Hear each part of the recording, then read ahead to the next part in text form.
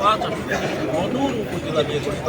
বরিশালের এই আসন থেকে ইসলামী আন্দোলন বাংলাদেশের পক্ষ থেকে প্রার্থী হয়েছেন দলটির সিনিয়র নায়েবে আমির মুফতি সৈয়দ মোহাম্মদ ফয়জুল করিম।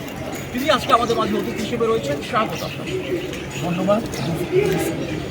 আপনাকে জানতে চাচ্ছি আপনার মাধ্যমে যে আপনি ভোটারদের কাছে যাচ্ছেন, দাঁড়িয়ে দাঁড়িয়ে যাচ্ছেন, তারা কি চাচ্ছেন আপনার কাছে? না, ভোটাররা আলহামদুলিল্লাহ স্বতঃস্ফূর্ত সাড়া দিয়েছে এবং তার পরিবর্তন চায়। তারা পুরনো বন্দোবস্ত থেকে পরিবর্তন নতুন একটা সিস্টেমকে চালু করে।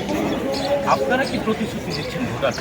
আমরা জনগণকে প্রতিশ্রুতি দিচ্ছি, জনগণ যে আশা আকাঙ্ক্ষা নির্বাচিত হয়েছে প্রতিনিধি গঠন করে ইনশাআল্লাহ তাদের আশা এবং আকাঙ্ক্ষা প্রতিফলন আমরা করতে আল্লাহর জন্য আল্লাহ হুকুমত প্রত্যেকটা মানুষের অধিকারকে ফিরিয়ে দিব, মানুষের কল্যাণে কাজ করব, দেশের স্বার্থে কাজ করব। এই ভূখণ্ডকে রক্ষা করার জন্য আমাদের জীবন উৎসর্গ করে বলে আমরা এই ভূখণ্ড রক্ষা করার জন্য আমরা চেষ্টা করি এবং জনগণের যে আশা এবং আকাঙ্ক্ষা, যে দাবি এবং দাওয়া, সেগুলি ইনশাআল্লাহ বিগত ৫১ বছরে যারা বাস্তবায়ন করতে পারেনি, আমরা ইনশাআল্লাহ যদি জনগণ আমাদের হিসাবে তারা নির্বাচন করেন তাহলে বিগত দিনে যা কিছু হয়নি ইনশাআল্লাহ তার চেয়ে অনেক বেশি করার চেষ্টা করি।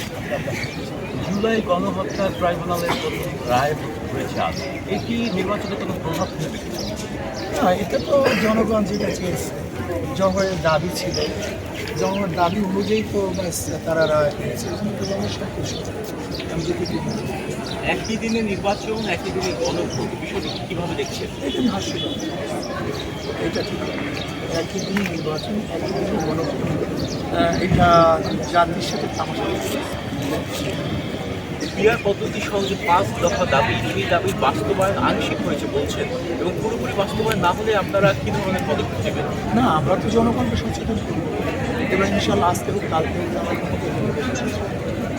এবং জনগণকে আমরা সচেতন করি যে বাস্তবায়নের প্রেশার ক্রিয়েট এটা আপনারা কী অনুদান করবেন যা বিগত দিনে হয়নি? নতুন কী ধরনের পদক্ষেপ নেবেন বরিশালকে কেন্দ্র করে? যে দেখেন, বরিশাল ক্ষেত্রে আসলে আমাদের বাংলাদেশের সমস্যা, আমাদের বাংলাদেশের মূল সমস্যা আমরা যত যা বলি না কেন এখানে এসে আমরা সবাইকে দেখি, যদি আমরা দুর্নীতি মুক্ত দেশ করতে পারি তাহলে আপনি চিন্তা করেন, যেখানে আপনারা দেখেছেন বিগত মন্ত্রীরা বলেছিলেন বাজেট করে 100 টাকা গ্রামের পিছিয়ে 10 90 টাকা চুক্তি, আমাদের তথ্যমন্ত্রী নিজের বক্তব্য এক্সিলেন্ট সাহেব কী বলেছেন, তিনি বলেছেন প্রতি বছর যেই পরিমাণ টাকা করে তাদের প্রতি বছর 2টা পদ্মা সেতু। আপনার প্রত্যেকে দেখেছেন যে 70% টাকা চুরি। যদি আমরা এই দুর্নীতি বন্ধ করতে পারি, আগে যদি একই বাজেটে রোড হইত 30টা, একই বাজেটে রোড হতো 100 টাকা, যেহেতু চুরি আর হবে না।